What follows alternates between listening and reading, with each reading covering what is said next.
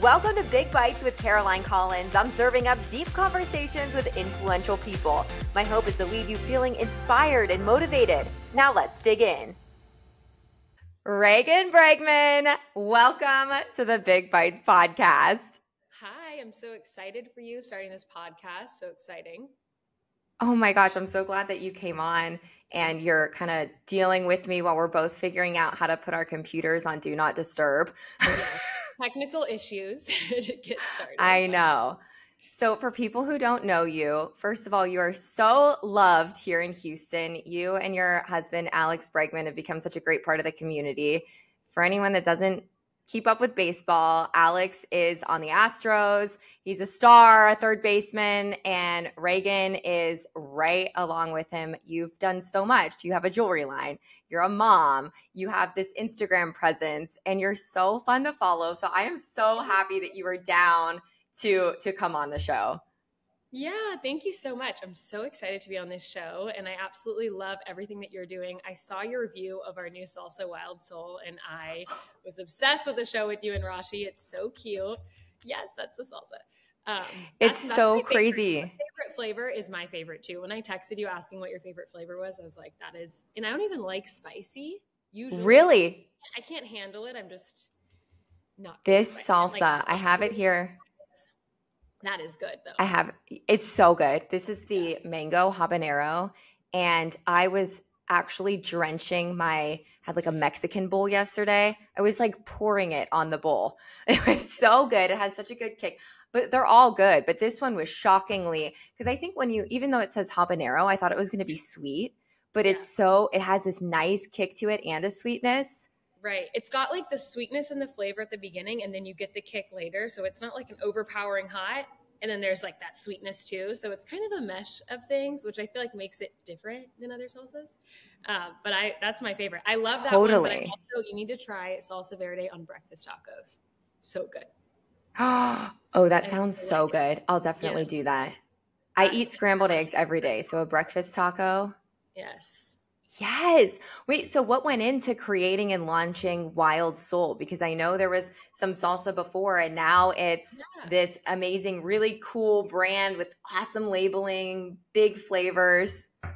Yeah, so we went in. So we had Breggy Bomb before, and we had done salsa for a little while. It's something me and Alex both love. Like, it's one of our favorite foods. He grew up in New Mexico, so he like grew up on salsa and loves hot salsa. Yes. So that was like a natural fit for us in terms of a product. I think we've both always been very entrepreneurial and wanting to start businesses, and we like doing that stuff together because we both enjoy it so much. So that was kind of a natural fit in terms of product.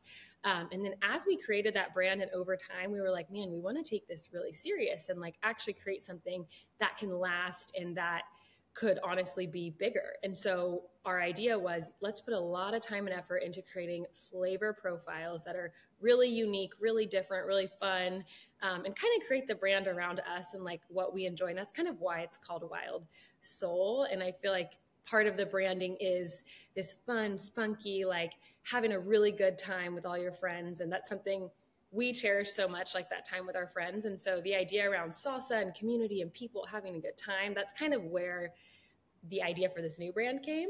And then also wanting to like step it up a notch and just create new flavors. And I think that was really one of the driving forces in starting a new brand.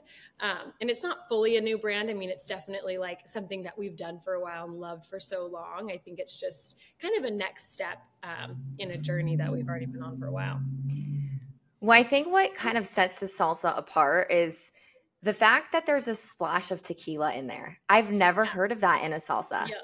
Yes. Now, I will say it is cooked out. I always have to tell people that. Yeah. It's like a vodka sauce for pasta. Yeah. It cooks out. But that was another thing. Like, I love tequila and I love mezcal. Like, those are my favorite drinks, right? And so kind of the idea initially when we first came up with it was like, I like tequila. He likes salsa. We're going to combine the two. And they fit so well together. Like tequila and salsa, that's like the perfect combo. And so we're like, let's put it in the jar. And then we have some friends at Flecha Tequila, and I love their reposado. I love all their tequilas, but I love their reposado. And we worked on putting their tequila and mezcal into these salsas. And we're like, what a fun way to kind of like spice it up, and it goes with Wild Sol. And so, yeah, that's kind of, I'm so excited about that because I love tequila and the flavor. And that's something that is kind of different about the salsa this time too. You definitely can get that mezcal. I was trying to think of the word when we were doing our show the other day because I'm not a big tequila drinker, but I knew what I was trying to think of. And you get that smoky hint in the hot salsa for sure. Yes, you do. Yeah. So I think that's the only one that the mezcal is in. But yeah, so there's mezcal in one and then different tequilas in the other ones. I need to actually go through and look those up so I can tell you. But no, the tequila in it definitely gives it something a little different. Yeah, no tequila in this one, I don't think, but I'm looking at the ingredients. Just all the good stuff. It's just, I mean, no, mezcal or whatever, however you say it, but there is tequila reposado in this one. We actually did that at our launch party. We did like all the different types of salsa or all the different types of tequilas that are in the salsas. And we did like a little ice shot thing. So you could try out all of the tequilas as well in the mezcal. So you could kind of taste what they were like before getting added into the salsa. But they're all really I need to be like up to date on this tequila stuff. I was almost just calling mezcal like a Moscow Mule or something. Like, no, but yeah, you can taste it in the hot salsa. This one's just, I mean, you can't taste a tequila flavor in this one. It's just like, the mango habanero is just like hot, sweet. It's so good. That's so exciting. Yeah. No, we're excited. And you guys you can find Wild Sol on Instagram. You guys have a website. Where else can people find it? Right now it's just online, but you can buy it in store this summer. So fun. Oh, we'll have to cover that for sure. Yes. Oh my gosh. Yes. That'd be awesome. I love that. Oh, that's awesome. That's very exciting. So earlier I met you this would have been last year because you launched basically a jewelry line here in Houston. Yeah. So I have a collaboration with Shaftel Diamonds, which is a local jeweler here. And I created my own jewelry. And what I did, I wear jewelry like every day. I'm always wearing jewelry. And so the idea was to create an everyday jewelry line that wasn't as expensive as like kind of the jewelry they were already selling, and do something more approachable that was with sapphires and vermeil gold that could be worn like every day. And so that's like exactly what I want to be doing and wearing. And so I helped design it. And then we did this little collaboration in Houston and launched it. And that's the party you came to. So it's been really fun. I love working with them. It was so cool to see you in the spotlight, and then just casually Alex Bregman walks in and he's like, yeah, super proud of my wife. Like, it just was like such a cool dynamic to watch. And that's how, just being there and seeing like everyone that was there, and he was so proud of you. I was like, okay, I love them. This is goals.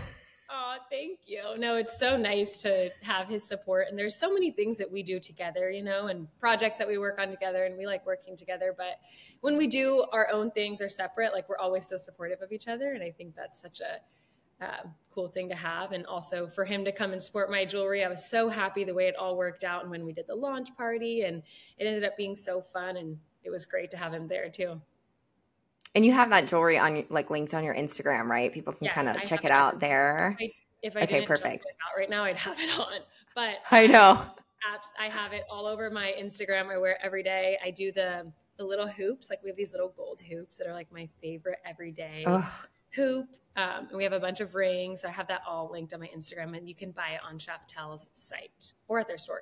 Oh, I love that. It's awesome to partner too with local businesses and kind of bring light to that. That's so great here in Houston. That's like another passion of mine. I just love local businesses. So I started an athletic wear brand a couple years ago, and it is so hard to own a business. Like, I've learned that over time. I mean, it is difficult. You're doing everything yourself. It's really hard to, even get off the ground, much less become a successful small business. And so whenever I see small businesses or people really trying to work and get their business out there and to grow, and such great people like at Shaftel, they're just awesome people. That's also something that I always want to support, is like local businesses and small businesses, just because I know how hard it is.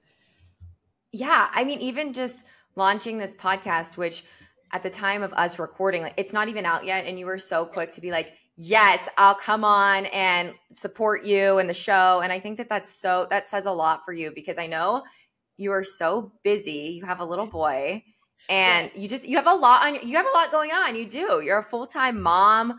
What, you guys are not even in Houston right now. You're at spring training in Florida. Yes. No, when you told me that you were doing a podcast, I was like, this is awesome. I love when people are like starting up things like that or starting something new. And I think it's such a great avenue for you too. Like, how fun to do a you're perfect as a podcast host. So I'm like, right when you said you're doing a podcast, I'm thank yes, you. I'm coming on for sure. I love that so much. Well, I want to kind of take it back to the very beginning. Where did you grow up? Yeah, so I actually was born in Louisiana, and then I grew up a little bit in Canada, in Newfoundland, and in Trinidad and Spain, and then I moved to Houston. Oh my gosh! All over the world. And then I kind of settled in Houston. So I'm like a mix of all those things and Houston. Okay, so what did your family do that you were moving to all these different places? My dad worked in oil and gas, and that's also what landed us in Houston. But my dad worked in oil and gas, so we would always move to port cities, so anywhere close to like offshore drilling rigs. And so my dad always kind of, especially when we were younger, he was totally fine moving around and kind of starting his own career. So we just moved around a lot growing up, and I loved it as a kid. And that might be why it's so easy for me with baseball to like move around, because I'm like, I just love, I don't know, experiencing new stuff and being in new places. So I liked it a lot growing up. This makes so much sense now, because the baseball schedule is so chaotic. I don't even know how many games that you guys have a year, but it is crazy. And I was like, you do it so well. You make it look easy. I don't know if it's easy, but it's a lot of games and it's a lot of travel. And I think even like before I met Alex, I was like when I first met him, I'm like, how many games do you have? Like, it's like 168. I think it was like crazy. I'm like, so you literally have a game every day? Like, I didn't even know that before I met him, that baseball had that many games. And then now I'm like living that life all the time. Like, this season is crazy. And then of course it's spring training. So we're different during that time. We're in Florida during that time. And then during the season, it's like back and forth, like half and half travel, which is a lot, but also probably maybe because of my upbringing, I don't know. I've just always kind of liked that. So for me, it's like fun and exciting, and I'm like excited to go to the next place. But I do feel like, I mean, it's definitely a lot. And I think it gets harder too with having kids, like having my son. That has been a whole new thing, right? Because, you know, kids can't move as fast as we can. And I think for him, like, there's a lot more to a routine and trying to make sure, you know, he's always going to be priority. So it's like whatever he needs comes first. And then we can kind of like go on some of the trips and do that, but I can't do near as much as I used to. Oh my, I bet. And how old's your son? He's a year and a half. Yeah, he's oh my gosh. And he's already, I saw on Alex's Instagram, he posted a post that was like, my wife, Reagan, taught him how to catch a ground ball. He's literally so young, and he's like catching the ball and throwing it. It's so funny because I swear, maybe I taught him, but he wants to be out there and he just wants to like throw the ball all the time. And he'll say, Mama, baseball outside tee. And he wants to go hit off the tee, and he will just sit there, and he does not want me to load. He does not want me to put the ball in the tee. Like, he wants to do it, and he wants me to watch. So he'll tell me exactly what he wants me to do, or he wants me to throw it to him or whatever, but he'll let me know. So it's so funny. I'm like, you know, whenever I have the time to go sit outside and play, and I'll just kind of let him tell me what to do, and then we'll just literally practice, basically, because he loves baseball. And I think that's also just, I always said, like, I'm not going to pressure him to ever feel like he has to play or follow in his dad's footsteps if he doesn't want to, right? Like, I would never want my kids to feel like they had to do it because their dad did. But this kid just like loves it. And I think it's from probably seeing his dad do it and going to so many games, and he watches it on TV. If I'm not at the game, I'm watching the game. So he'll see that all the time. So I think it's just exposure, and he just finds it so fun. And it's also probably a way to connect with his dad.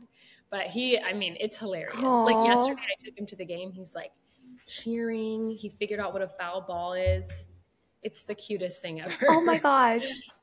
That's adorable. Yeah. seeing your parent do something so cool every single day and being around that atmosphere, that's such a good example for him. I love that he's into it. And he looks like he's good at it too. He's so little, but he's like grabbing the ball and throwing it.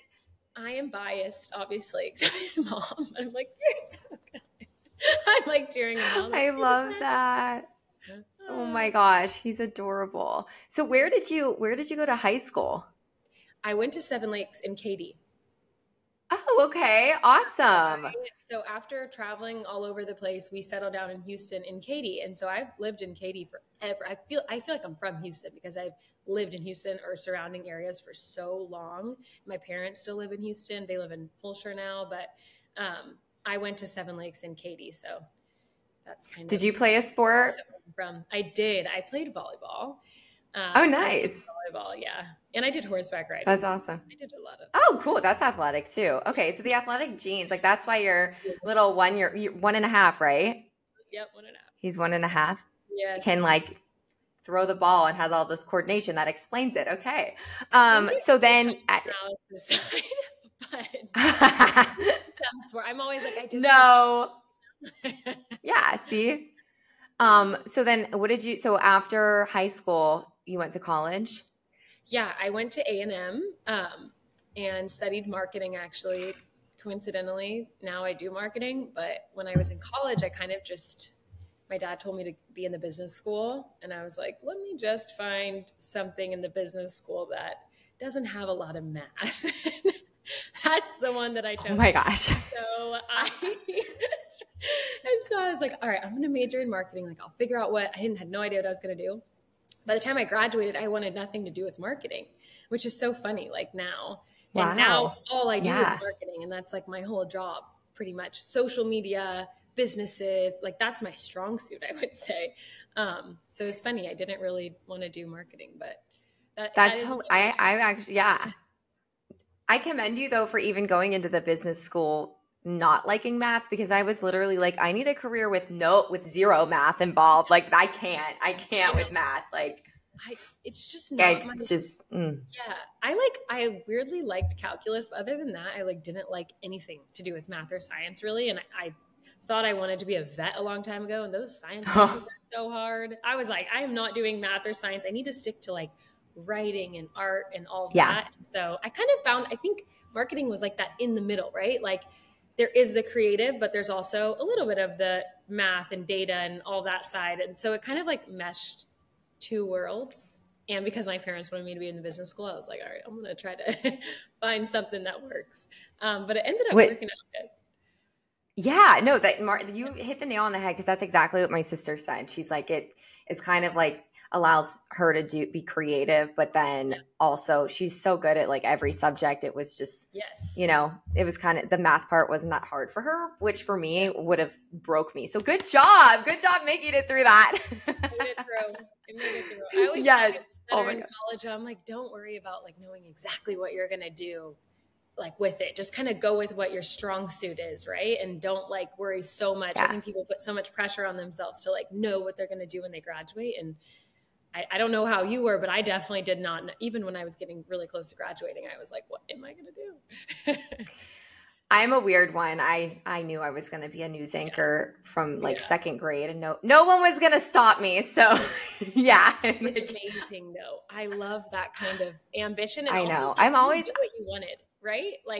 Since you were little. I did. I would watch it when I was little, and that's I never wanted to be the celebrity being interviewed, but I wanted to be the person interviewing the celebrity. So I'm a different kind of, I was very decisive. I mean, it was to the point that I would pretend to be a broadcaster, at the swimming pool and out playing with friends. And I got a video camera. I don't know. I'm weird like that, but that's not the case, I would say, for even most people that end up in my field, which is crazy. Yeah. A lot of people were I never expect, even my coworker, Rashi. Yeah, I know her. Yeah. She's she was going into biology and medicine, and then ended up in journalism. So a lot. I like that point. So you think you're going to do something totally different, and then you don't. But I think there's a cool part to both. It's sides. crazy. You could know, or you could you could know and be like so sure and go for it and achieve it, or you could like not know and still end up doing, you know what I mean, doing something that you love, or making your way to like Rashi or whatever it is later, right? Totally. And it's like, yeah. And I think like the similar path that her and I took was like, we had to move around a lot to get to where we are, which is like the case with a lot of people, like even professional athletes and just people in any career. It's like sometimes if you really want it, you have to sacrifice a lot to go get it. Right. But it's like worth it in the end, you know, like once you're there, it's crazy. But totally. When you were in college, what was A&M like? How was that? A&M was a good time. I had a great time in college. I loved college. I met my good group of girlfriends probably my like sophomore year. And then I had so much fun hanging out with them and doing everything. I wouldn't say I was a red ass. I don't know if you know these terms. I don't know if I can even say that anymore. I actually don't. So wait, fill me in. Yes, you can. Fill me in. What is it? A red ass is like someone who's really into all the traditions and really like just does all the A&M stuff. And I was not a like Aggie where my parents had been an Aggie before me or anything like that. Like my parents both went to LSU. I see. Die hard. So I didn't know any of these traditions, right? And I'm walking in like, what's happening? And people are kind of teaching me a little bit. So I just didn't know what to do or where to go or midnight yell. Like I just wasn't sure. There's a lot of traditions at A&M. So I was a little bit more of a 2%er, which I think is fine. I'm like, I've settled with it. I finally will admit it. But like a 2%er is someone who like doesn't so much do all the traditions. But I still like love A&M so much. And I had such a good time there. And like, I loved college and I loved like my classes and my friends, and like everything in college. So I'm like, you know, I'm just going to admit it now and not say that I was into all the traditions. I did literally, that's fine. Yeah. I'm like, because like, that were also 2%ers. No. I can't believe. So those are like really common terms at A&M, those two.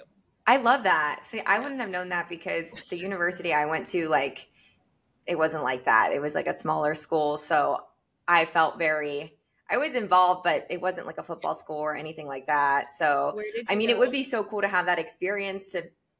I went to school in downtown Pittsburgh to a school called Point Park University. And it was like it's probably like 5,000 students total. And I was on the golf team. I was an athlete. So like my experience in college was completely different than like going to one of these big, you know, schools. Like Pitt was right down the street and they were like football, like the cheerleaders, and that's fun and everything. I loved my experience, but it wasn't at Pitt. It was at like a smaller university. And I was, I was like the number one player on the girls team. So it was like, that was a hard work, you know, it was hard. Golf is hard. Do you play golf? I do. I like golf. And I don't know if I would say I play, but I like to try and play. I'm like, I will go and like ride around my car and like a couple drinks and play like 3 or 4 holes. And that's it. That's good enough for me though. I love it. Yes. I love golf. Oh my gosh. Okay. I saw you guys. Yes. You guys did you guys were part of the outing and you had the Wild Sol there. I was like, I wonder if she golfs because I'm always looking for females to golf with. It's just so fun to be out there. So like I can totally like help you out a little bit and then that's what I need. See, I need help. Get drinks and have fun. That's what I want to do. I want to get drinks and have fun and ride around in the car and hang out with everybody. Yeah. I like to play a little, but I also like don't love being bad at something.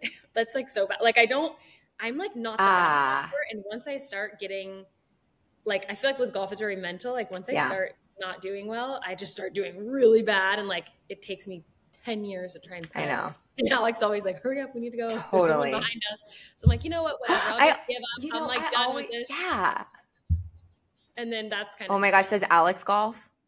He does. Is he pretty good at golf? He's good. He's really that's good. Awesome. And he'll help me sometimes too. It's just that's so cool. Like, I love that. I'm like, oh my God, I gotta go. So I'll just. I know. It does. That's the thing now. It takes a long time to play, and I just like I don't have all the time. So it's like, but if it's for like an event, like the golf outing, like I love it so much. It's so fun to be a part of. It's a good time. It really is. It does take a very long time to play. And I think that's why I don't. It does. It does. But I do. The golf tournaments are so fun. We had so much fun at that golf tournament. Yeah. And we had Wild Sol there. It was great. Totally. Yeah. Yes. It's also like a good networking experience too. I feel like out on the golf course, but, and it's fun. So you're in college. So when did you meet Alex? So I actually graduated college and then was working in Austin. And so I lived in Austin for a couple years before I met Alex. So this fast forward to later. I actually met Alex on a trip me and my friend made back to Houston for a dinner for her. And I just happened to meet him through some mutual friends. And then I'm not kidding you, we started dating like maybe a couple weeks later. And then the rest is history. We just started moving really was he fast. with Oh my gosh. Was he with the Astros whenever you met him? Yeah. Was he with the Astros when you met him? Yes. This was actually I guess it was 2018. He had already won the World Series and I didn't even watch baseball. So I barely knew that they won a World Series. I had no idea. I was the clueless. My family's never really been into baseball. Maybe a little bit, my dad, but we always were into basketball. My brother played in college. We had it on TV all the time, LSU football and basketball, and that was it. It's never watched baseball. And then when I met Alex, I was you guys won a World Series. I just started learning all this stuff later. And I guess I just hadn't paid attention. But we met after he'd already won the first one, which is crazy. So he was already with the Astros, had been playing in the big leagues for a little while. Yeah. That's crazy. So you meet him and you kind of don't really follow baseball. And then you said it kind of moved quickly.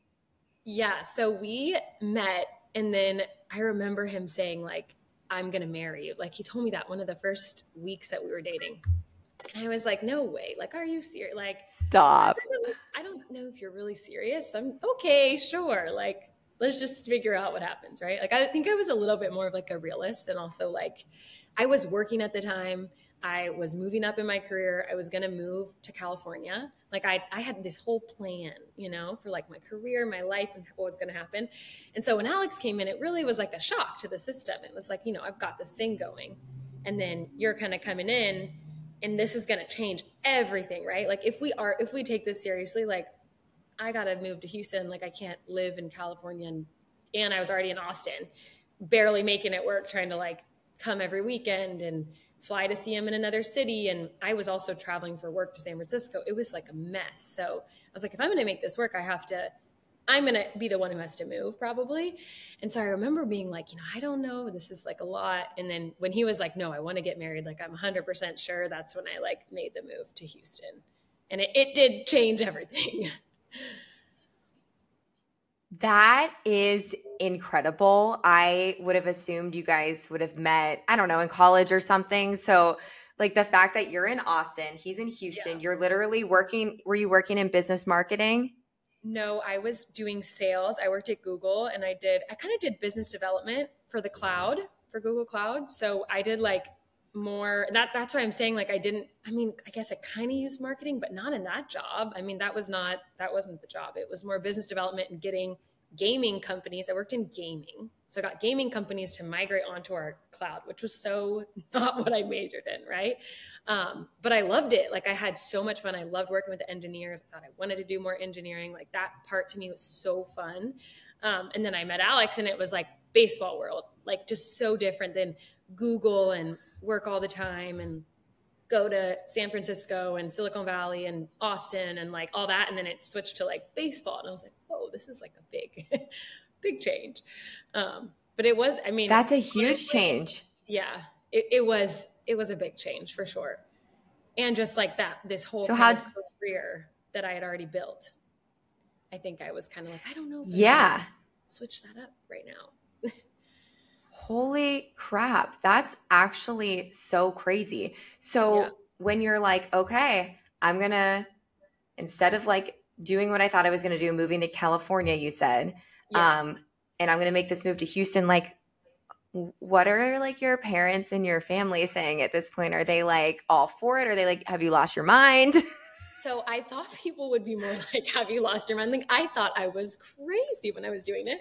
And I think probably my coworkers and my boss definitely thought I was crazy.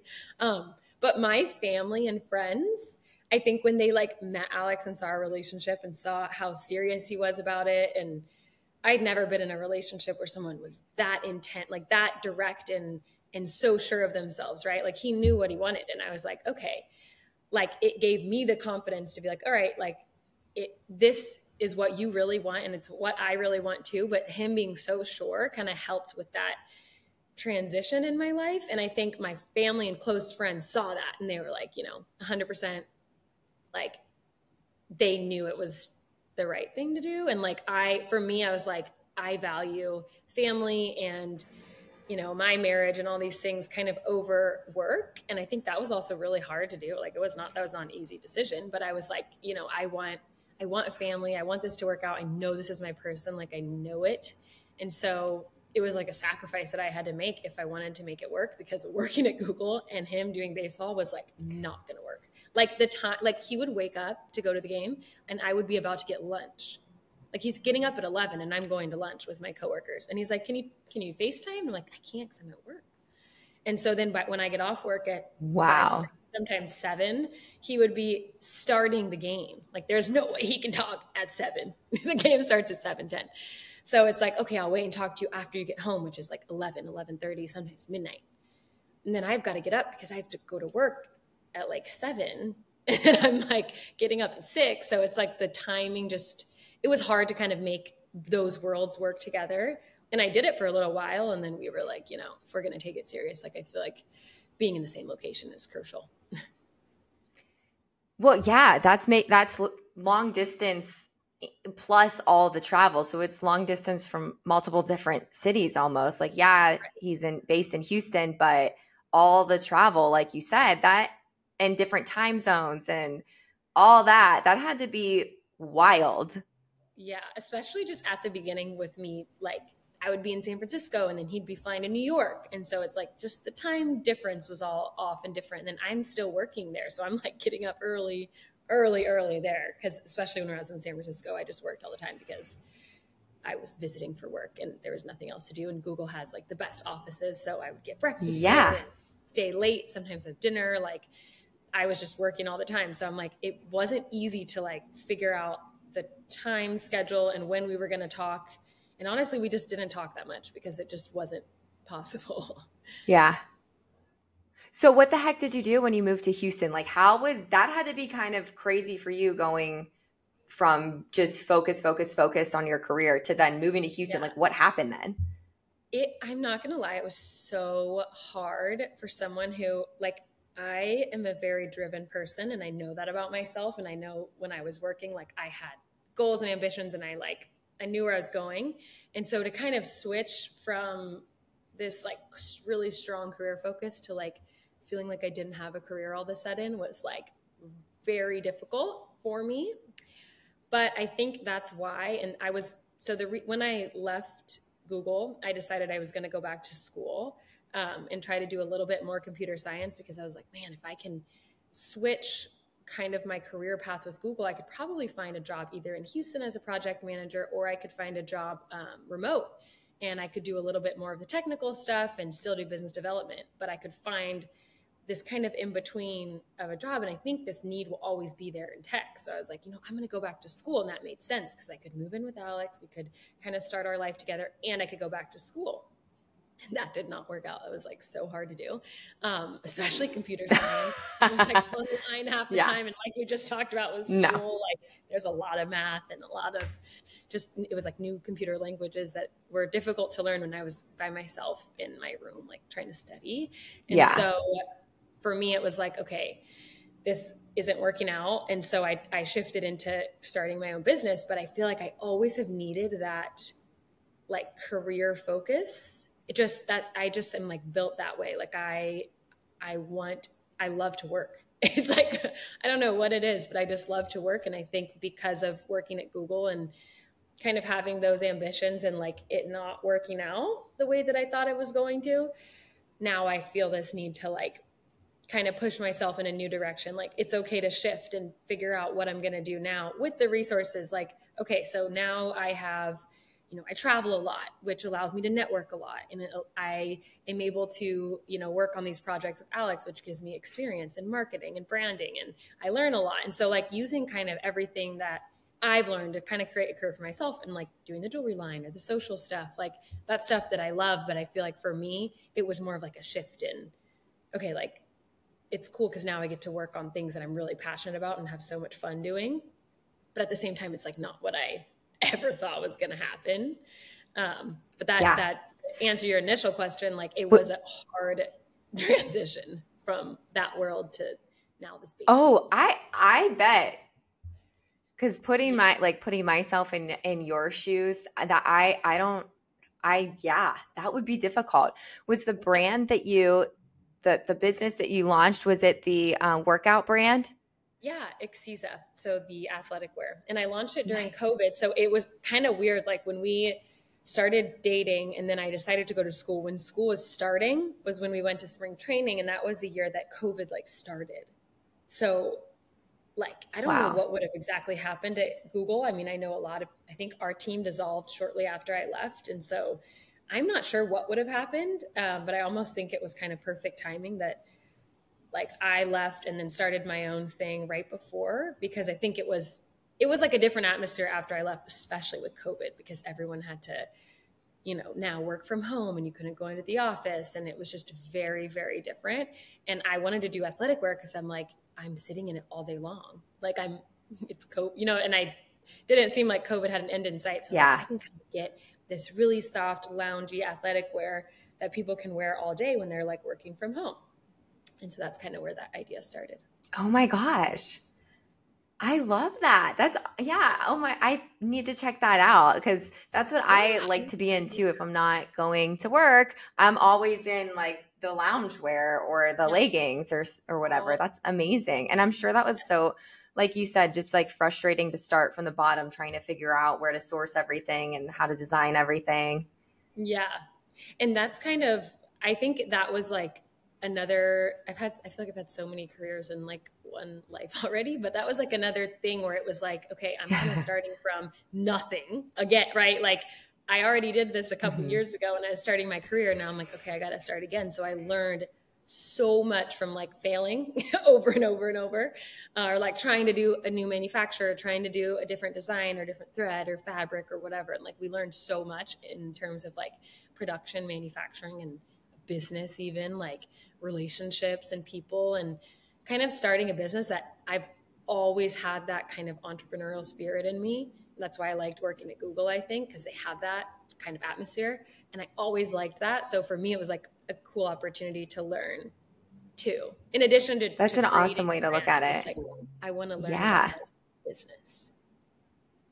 And so many people are just afraid to do that. So to even do it, and now you've done it multiple times, it's so crazy, because so many people are just scared to even put themselves out there and do that, to make the career shift or to launch the brand. And that's the thing too that I feel like has been such a constant, is I've had to learn, like, I'm always evolving and I'm always going to change, and I'm not too stuck to a certain thing. Like if something isn't working and I need to shift and evolve and like change, I feel like I've gotten a lot better at that. Whereas when I first left my job, that was really hard. And now it's like, okay, sometimes there are like different avenues and different paths, and like, it's okay to change it up if something's not working or if something fails, which no one likes admitting, but sometimes things fail, and then you just kind of like move on, instead of letting it kind of like hold you back or scare you, right? To like not starting the business, or not starting the podcast, or not, you know what I mean? Doing the Instagram account or whatever it is you want to do that you're like scared to do. And I think that's why it's good to like, I don't know, always have that mindset of like growth. Yeah. Every door that closes is another one that's opening, a new opportunity. You learn from it. So how long after that you moved to Houston, how long did you guys date before you got engaged and married? I think total we dated 10 months before we got engaged. I think, 10 months. And then another 10 months, maybe 11 months before we got engaged, and then 10 months before we got married. So it was really fast. That's why Where'd you guys, oh my gosh, I that is felt like fast. that was really fast for me. I was like, we are like No, moving when, yeah, especially when you're young. Yeah.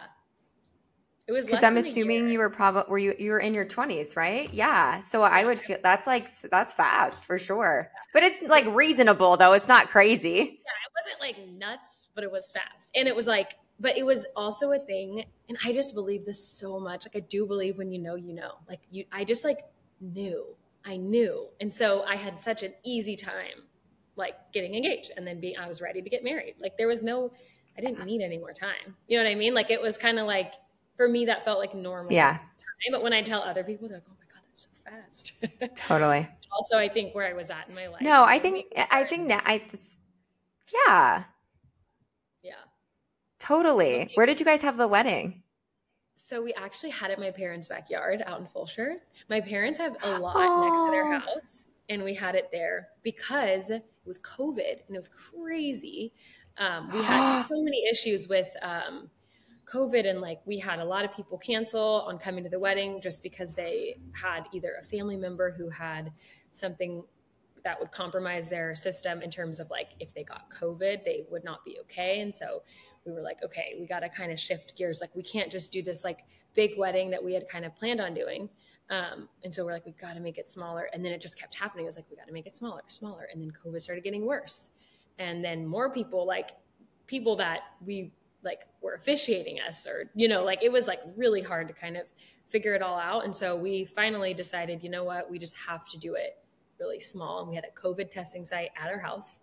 Everyone came the day before, got tested. And we did this like teeny, like not teeny. It was a great wedding, but like compared to what we were going to do, drastically smaller. It was just bridesmaids and groomsmen for friends. That was it. And then family. And that was it.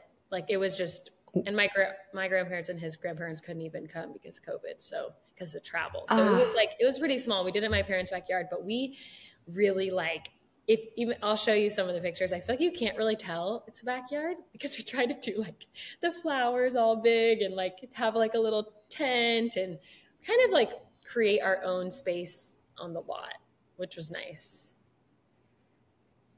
That's so crazy that this was all happening in the middle of the pandemic, which also probably forced you guys to like really get to know each other quickly because there was literally nothing going on. No, that I will say, I do feel like the pandemic expedited our relationship in terms of like, I mean, you're like hanging out 7 all day long. And it was right when we moved in together. So now we're in our house together all the time. We quarantined with 2 of our really close friends. And like, I'm not kidding you. Like we just got so much quality time that with baseball, we would have never, ever gotten. I think just because, you know, the travel and the time, even with me living in Houston, it still is not a ton of time. And so having that kind of 24/7 time for COVID felt like it lasted forever, was actually for our relationship. I feel like it made us even more sure and then made us like, okay, man, if we can do this together, we can spend 24 hours together all the time, do everything together. And we're still like so happy and in love and we still want to get married. Like that is the best test you could ask for, right? Yes.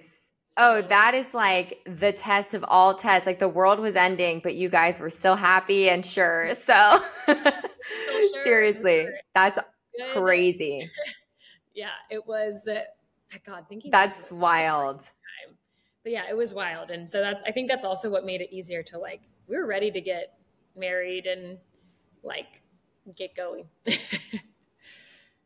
Looking back at having a small wedding though, do you like, is that something that you would recommend to other women who were getting married to keep it smaller? Did it end up just feeling more intimate and like with all your close friends there?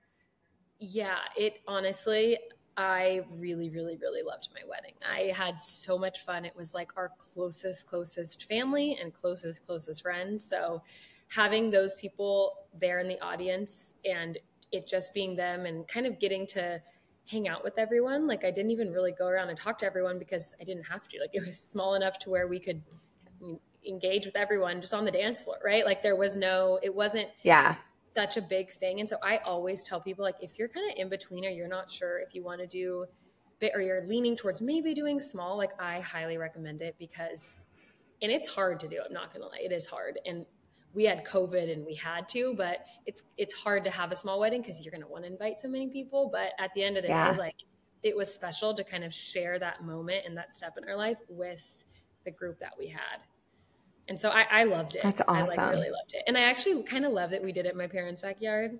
Like it's kind of a cool little thing. And like, I'll always remember. It is. That is so, yeah. And you made it happen despite just everything being so crazy. That had to be so stressful. How long were you married then before you guys had the little guy?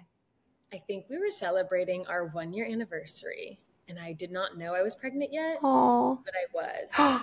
Because it was December. No way. I was technically pregnant in like middle of November, but our anniversary is December 5th. So we were like, we had gone out, we were going to all these shops, we were doing all this stuff, we were drinking. Like I had no idea. And then like a week later, I was like, man, I just like don't feel good. Like I'm like really sad. Like I think something's wrong. And Alex was like, you should just take a test. Like I swear, like maybe you're pregnant. And I took the test and I was definitely pregnant. And so oh my gosh. How crazy. Yeah. That's crazy. Do you think you'll have more kids one day? Yeah, I really want to. I would love to have a big family and have a couple more kids. I think I'm just taking my time. Yeah. Do you have brothers and sisters? I have one little brother. So, oh, yes, I have one brother. Alex I have a little 2 siblings. You have a sister, right? Oh, nice. I have a sister. Yeah. And it's like, I love having that. So I always am like, okay, I at least would want to have 2 kids because it's just, I love hanging out with her and like it makes things fun, but I'm sure one is like such a handful. Oh, yes. Yeah. I always thought I would like pop them out and have like 3. And then I had them and I'm like, okay, we're going to take a second to pause and just figure out when is the right time, right? Who knows when the right time is or if I'll ever be ready, right? I don't know if anyone is ever ready, I will say.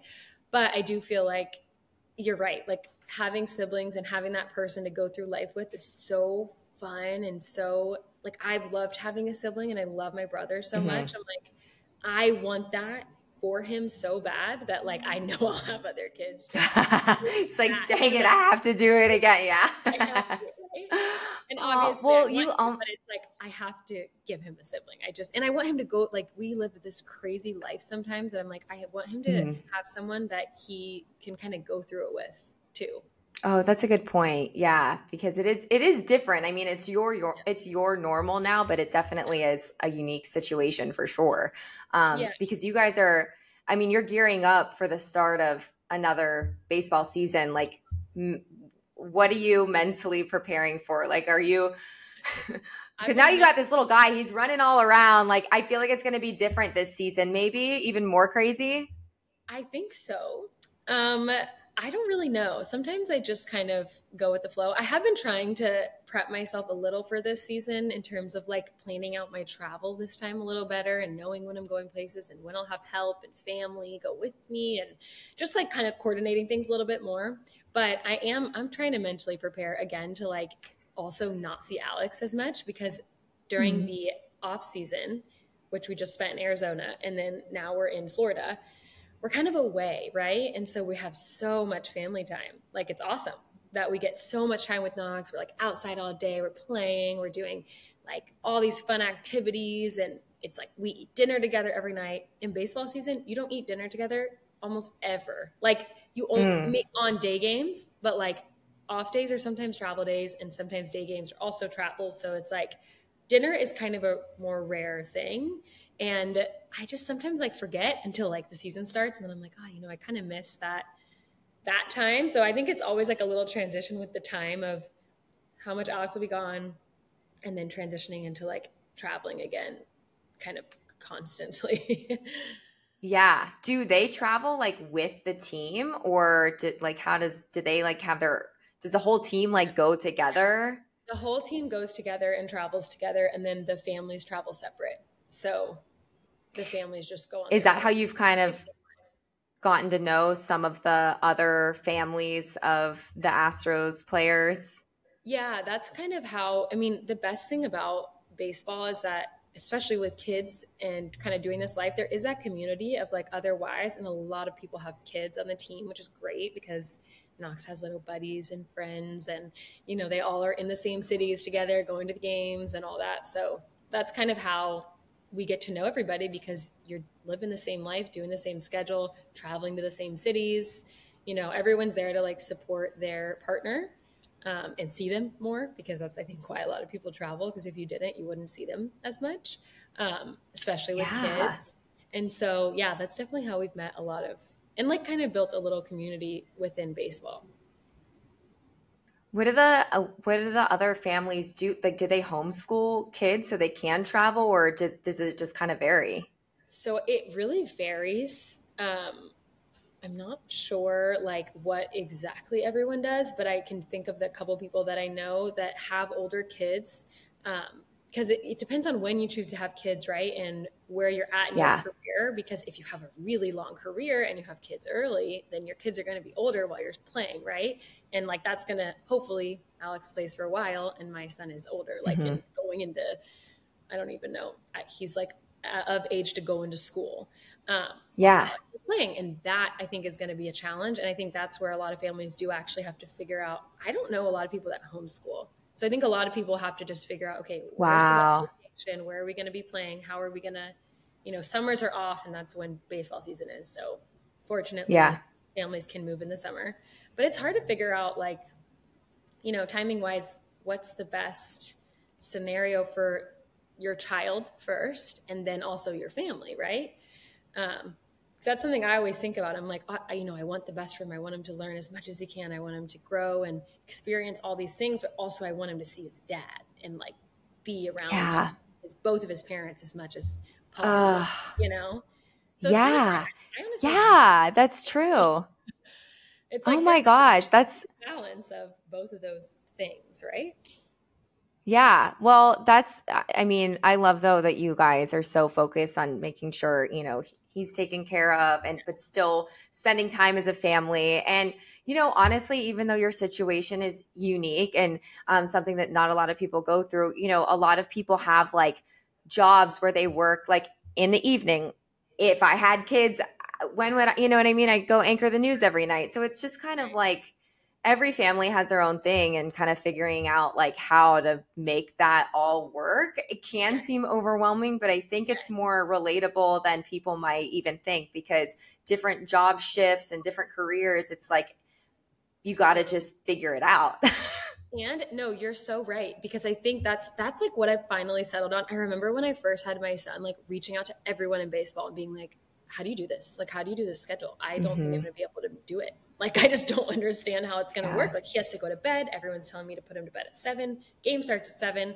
I'd also like to see my husband and sleep in the same bed. And he, like, I can't do that if his schedule is different. And so I remember like calling everyone and be like, oh my God, like how am I going to make these two different schedules work? And I remember like, I never fully figured it out then. And like now, as time has passed, like I just remember being a disaster kind of. And then now, like time has kind of shown me that like you just do what's best for you. Because even in baseball, there's families that are different, right? And they have different times or different, their husband plays in this game, not that game, or there's the wife is working or not working or whatever this scenario may be, that like, and this applies to life too. Like not only are all the jobs different or require different things or require you to work in the evenings, but like you as a family and your husband or your kids, like they all have different needs. And I feel like you just have to do what's best for that, right? Like what's best for your specific family, what makes your family happy. And like, for me, that was like a later bedtime. Like I can't do the early bedtime. It's like not working. My son doesn't like I love that. He wouldn't sleep. Like he would not go to bed early. I'm like forcing this kid to go to bed early and it wasn't working. And then when I started putting him to bed later, he was sleeping amazing. And I'm like, okay, he's sleeping better. I'm getting better sleep. I'm able to sleep in a little. I can do the baseball games. We can still go see a little bit of the game. Like it all, like for me, it was like, okay, I just have to figure out what's going to work for me and what's going to, like, my happiness too is important. And so let's figure out how everyone comes together and find something that works for all of us. Right. where I feel like that's different. Well, it sounds like it sounds like your newborn knew that the baseball game starts at 7:10, so he needed to be there and be awake for that, even though he was like an infant. It's like it's in him, you know? I love that. I was like joking at the beginning with my mom, because I'm like, how funny is it that this kid won't sleep early, like all the books are telling me, but he'll sleep fine later? And I'm like, I wonder if it has something to do with pregnancy and like my schedule when I was pregnant. I don't know, like when I slept or what, because I'm like, was living on a baseball schedule, and I'm like, he just came out a baseball kid. Like he was ready to stay at the game. He was ready to go to the game. He wanted to go to the game, loves being at the game, and then was fine to sleep later. And he was sleeping in when he was sleeping. So he wasn't, I mean, you don't have kids yet, but like they tell you if you put him to bed earlier, they'll wake up later. That was not true for him. It was like not true. He would wake up earlier. And so I was like, wow. It was like not working. Yeah. Why fight it? Yeah. Why fight it if it works better? Yeah. Why fight it? I know. I've because people now are, people, I think the problem now is like, you're a public figure, your husband's a public figure, we're on social media, and just anyone on social media, anybody that has eyes on them, everyone's so judgy. And it's like, okay, whether you put the kid down at 7 or 10 p.m., like as long as they're getting sleep, they're taken care of, and they're fed and they're loved, like what is the difference? That's kind of, I feel like I put so much pressure on myself at the beginning. And like, when you're a new mom, you're kind of, I don't know if that's the right word, but like insecure about, you're just not a mom yet. Like you don't know what kind of mom you are, or like you almost, someone says a little something, and it's like, oh, am I doing that wrong? Like, I don't know. Is that what they're supposed to do? Like you're kind of questioning yourself all the time. That's probably a better phrase to use. But later, as you get more into it, it's like, no, like even looking back, I'm like, I wish I would have been more confident in what I was doing, because I'm his mom and I know what's best for him. And I know like it ended up working out so well that I'm like, okay, if I could go back in time, I would tell myself like not to listen to any of the judgment, any of that stuff, and just to do what's best for him. And then me and Alex, because that's all that really matters. Right. And I think that's the issue with social media is sometimes like, you get a lot of opinions, or even if you're watching videos, like there's a lot of especially conflicting opinions on what to do. And then you're like, wait, what do I do? This is right. This is wrong. This is right. This is wrong. And it's like conflicting and confusing. And at the end of the day, it's like kind of simple, And so I also think, sometimes it can be hard I don't share a lot of that stuff on social media just because of that, and I probably should share more, but just because, you get so much kind of judgment or just, opinions on things that sometimes maybe aren't even necessary because you end up knowing what's best anyway. Yeah. When really people should just be like glad that you're sharing your family on social media, because you don't have to do that either. And so that's so challenging. And I feel like I'm going to save this clip forever of you saying all this stuff. So one day when I have kids, I can like listen to it back and be like, okay, everything's going to be okay. Just be confident and know what you're doing. I'm sure it can be overwhelming. I still feel like even now, I still feel like I'm like a 22-year-old right out of college, but I've worked in this career for like almost 10 years now, but it's like, you still just feel like yourself. So I'm sure if you have a baby, it's like, what am I doing? I have this little baby. 1,000%. Like, I would joke, probably shouldn't even say this, but I would joke about like being a teen mom. Cause I'm like, I feel like too young. Like, I'm like, I am just I'm still a child, I'm trying to figure out everything. And then I had him and I was like, oh my God, like, I don't know how to change a diaper. I don't know how to, do any of this stuff. Like, I just don't know. And obviously I don't know. Like no one's ever taught you that before, right? Because you've never had a baby around 24/7 all the time. And so it's like, right? It's hard. Like, but why do we not have a class on this? Yeah. Right. But I can tell you, like for anybody Yeah. Sorry, I interrupted you. Go ahead. No, go ahead. You go ahead. I was just going to say for anyone listening or watching, like I can tell you guys are amazing parents. Like you take such good care of him, and like you should be so proud of that, because I can just like the love that you can see coming from what you do share online, like is so incredible. And so the fact that like you're saying that it is hard and like you felt like you didn't know what you were doing, to me, it looks like you got it all together. That is one thing I do wish everyone would know.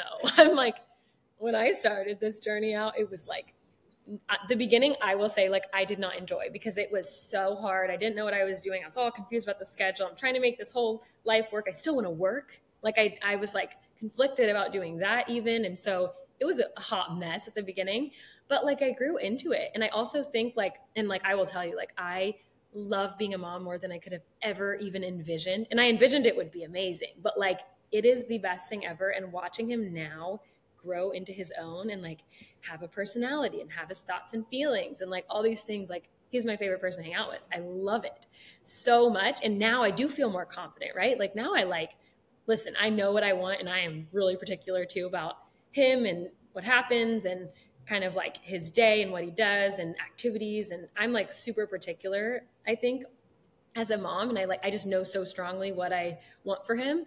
And like at the beginning, I just wasn't like that. So I do think it comes with time, right?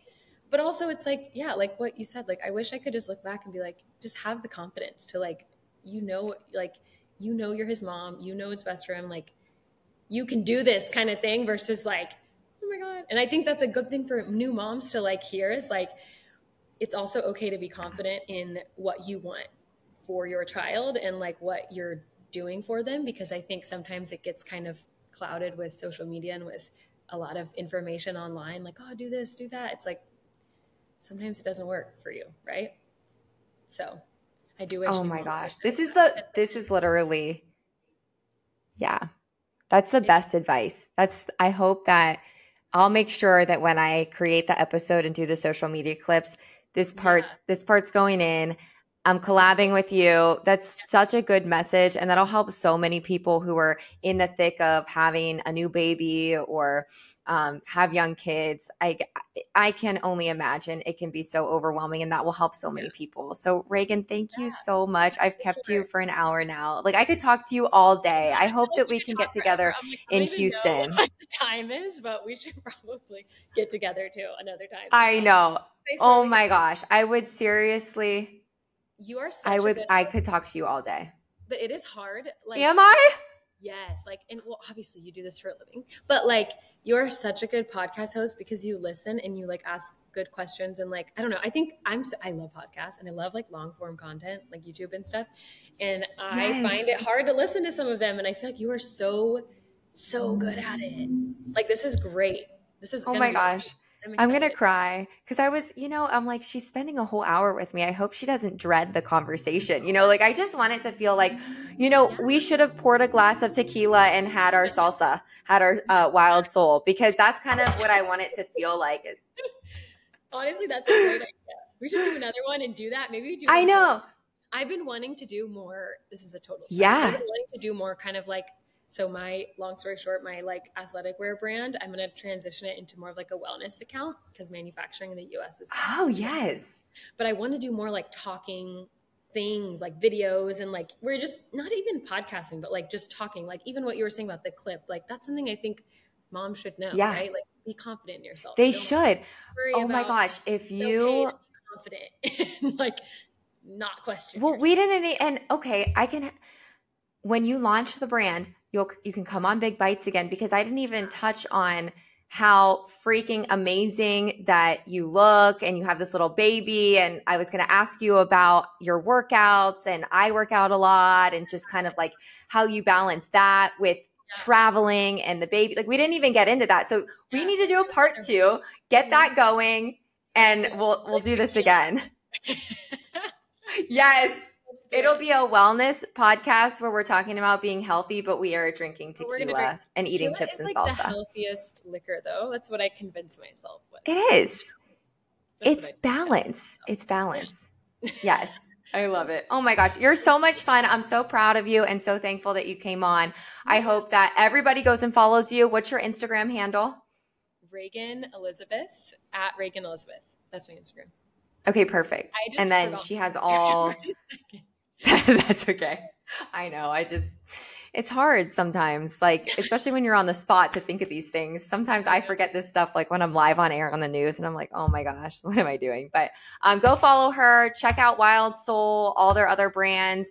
Reagan and Alex, they're so much fun to follow. And you guys are just so relatable for what a crazy life you live. I feel like a lot of people could gain a lot from just following your journey. So good luck this season. And when you're back in Houston, let me know. And I'm here to support. So whatever you have going on, let me know. And we'll make some good things happen. Well, thanks, Reagan. It was so nice talking to you. Hi, good talking to you. Bye. Thank you so much for joining me on Big Bites. Make sure to like and subscribe to the podcast so I can keep these inspirational and motivating conversations going. I love having you here, and remember, you deserve a seat at the table.